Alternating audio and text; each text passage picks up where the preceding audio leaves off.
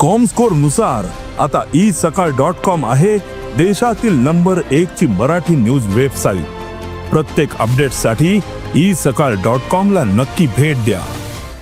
अगदी मांडीला मांडी लावून सत्तेमध्ये बसलेल्या महायुतीतील नेत्यांना आपल्याच मित्रपक्षांच्या पालकमंत्र्यांवर विश्वास नाही का, असा सवाल उपस्थित झालेला आहे।